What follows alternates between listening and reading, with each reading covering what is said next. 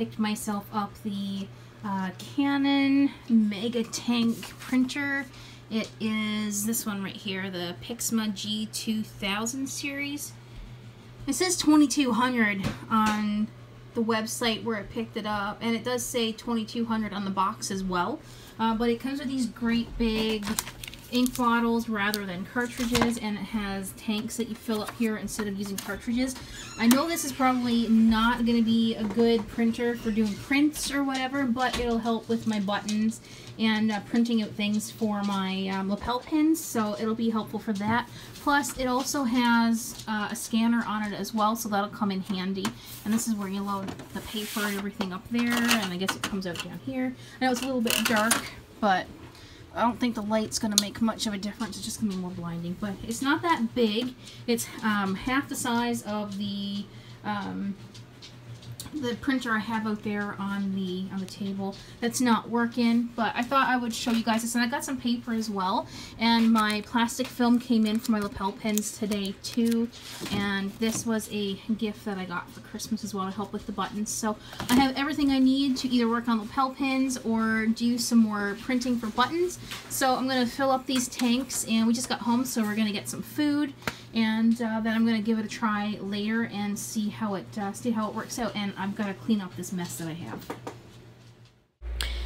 So this is a little bit of a voiceover for this piece because I could not do this in like a real-time type thing. So right here I'm working on a lapel pin. I've also got a couple more off to the side there that I'm kind of doing for my parents, just to, you know, try to get the hang of doing these things and to see what materials I can use and can't use. And I did do a lot of experimentation before actually recording this, but needless to say, I did buy the super sanded shrink film. For those of you who don't know, I'm using shrink film to make these lapel pins, and yes, they will be available on my Etsy store for purchase. And so basically I bought the super sanded shrink film, and I still had to sand it even more to be able to get the effect that I'm getting with the colored pencil here. I'm using my Prismacolors. So if anyone has ever purchased the shrink film and can't understand why the pencil is not sticking, even if you buy the super sanded stuff, you still need to sand it even more to get a better, I guess, grip for the pencil to stick. So I wanted to give this a go. I've seen a few people on Facebook for, oh, that's my chair, making different types of lapel pins and posting them for sale, and so I didn't want to go ahead and copy those people. I wanted to make sure that this isn't a new thing and I'm stealing somebody's idea. So I did do some research on YouTube and all over the internet, and this has been going on for quite some time. So I'm like, you know, if people have been creating these things for years, and there's loads of people on Etsy selling homemade lapel pins, I'm like, I'm gonna give it a go. So I'm not stealing somebody else's artwork, so I'm gonna buy some and give it a go. And I really enjoy making these. The first few that I did not turn out well. I used my oven to bake them with, and I had to keep my door open because my oven is just a small apartment-sized convection. I'm not saying that right. It's a small apartment-sized oven without a door. It's not fancy by any means, so keeping the door down didn't help. So I went upstairs to my parents' place. Yes, I'm living in my parents' basement right now. It is actually a full-size apartment above ground that I put here years and years ago. So I'm not actually living with my parents, okay? It's just temporary. It's temporary. Anyway, I just had to get that out there. I went upstairs and I borrowed their toaster oven, and I popped these in the toaster oven, and they came out beautifully. They shrunk a lot better in the toaster oven than they did in the oven, so I'll be going forward with that. And I have so many ideas in mind for lapel pins. They are going to be super cute. They're going to be priced at $10 Canadian on my Etsy store. If you would like to keep an eye out for those, it'd be a great way to collect some mini art and you know, have a little collection on the go. I know a lot of people are buying metal lapel pins or enamel pins or what have you, but you know, I went looking in to see how much it would cost to actually get metal lapel pins. They are friggin' expensive to make. The only way that I would be able to do something like that is if people did pre-orders, because you have to spend a lot of money to do these, and then when you get your shipment there's a chance that half of your enamel pins are not even good ones. So you could pay upwards in $400 or $500 for these lapel pins, and you could get half of them and they're duds. Now, no one's ever, of all the videos that I've watched, no one has ever said if the company will reimburse you for the ones that don't come out right. I'm assuming they won't. I'm assuming that it's, you know, it's an at cost thing that you just have to deal with. So I'm kind of worried about that, so that's why I decided to go this way. And I've made a couple already for the kid here, and she's wearing one of her Pikachus almost all the time now, so it turned out quite well. So again, if you're interested in purchasing any of my lapel pins when I get them done, I will never make two the same, just to let you know. So once it's gone, it's gone. And if these work well, then maybe I'll get some of the ones that you can print on an inkjet printer. So I'm just going to show you real quick. That is my chair, what it turned out like after I baked it. And the back end of it, I do have the clamps on the back where they do not fall off, so that would be more beneficial. I also wanted to show some buttons that I had made, and I've come to find out that I printed all of these buttons on the wrong kind of paper. This is where I'm just showing you the packaging for the lapel pin here.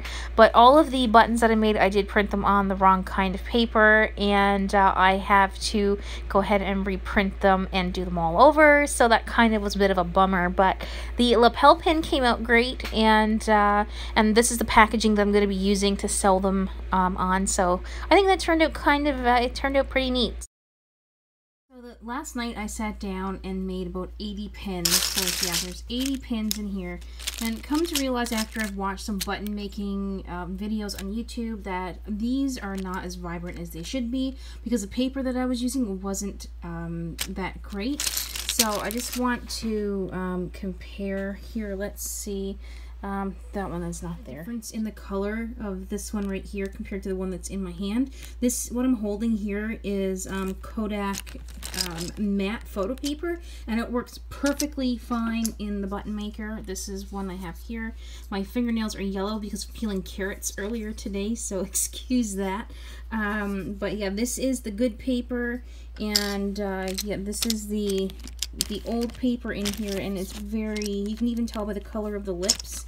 This is really bright red here. This is not. Anyway, I have 80 buttons that I cannot use now. I have no use for them, and it's such a waste. So if you guys know what I can do with them, give me some advice, because I just don't want to toss them. Are they good enough to give away when people buy something, like to give away as freebies or what have you? Let me know. And I'm already in the process of making new ones. I'm going to have button packs in my Etsy pretty soon, so I'm going to go back to working on that. And I'll be back a little bit later. So the next frustrating thing that I found is how to exactly package up my buttons. So I went ahead and I made all these new ones, and they're so much better than the old ones, like I had said. And I was trying to find a way to package them. Now I want to use some like heavy cardstock or whatever, but because some of the button pieces are not lined up properly on the back, if they're a little bit crooked, I don't know if there's a way to stop that in the machine, but the buttons are not. Let's see if I can't. So this is one of the old ones that I did, and this one kind of came out pretty good, but this piece on the back here is kind of slanted in some of them, so the buttons, you know, end up looking like this when they're on the page. So I thought that maybe if I hooked them in here like this, like I did look up some tutorials last night, this not working. So I went and I picked up some fabric at the store with these little cute designs in them, and I thought this would be really nice. It wasn't very expensive. It was just $2.50 there, and a piece. So, and like I said, they have these really nice little subtle designs in there, and it will be nice inside the packaging. So I'm going to go ahead and try to do some of that, and let's see how it looks. I don't have the, I'm going to be folding a piece of paper over the top of my packaging like this with my information on it. So I don't have that made yet, so I'll have to do that as well. But I think what I'll do is try to package up some of the buttons first, and then go ahead and make the packaging labels after.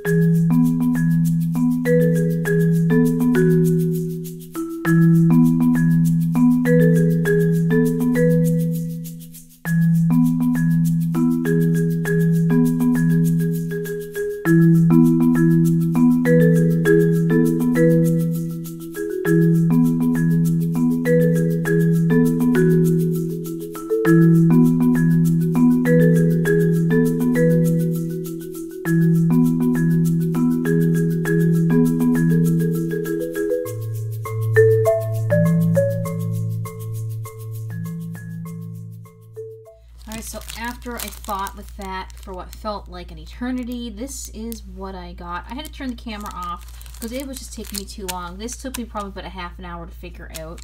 Hopefully it gets easier. I've got some backing stuff on the back of the heavy hard cardstock with my information on it, and I still have to make like the little tag to go up here. So I hope these look okay, and I hope people appreciate the time that I'm taking to put all this together. But hopefully it'll get quicker because it's the first one I've ever done. But all of them aren't going to have a green back on them. I'm just not 100% sure what color to make the label on the top. Maybe I'll just do it white so that the package stays white and green. I think that would be the most easiest thing to do. But eventually I'm going to run out of the green cardstock, so then the back color is going to be something different. I am going to try to put them up on Etsy in the next day or so.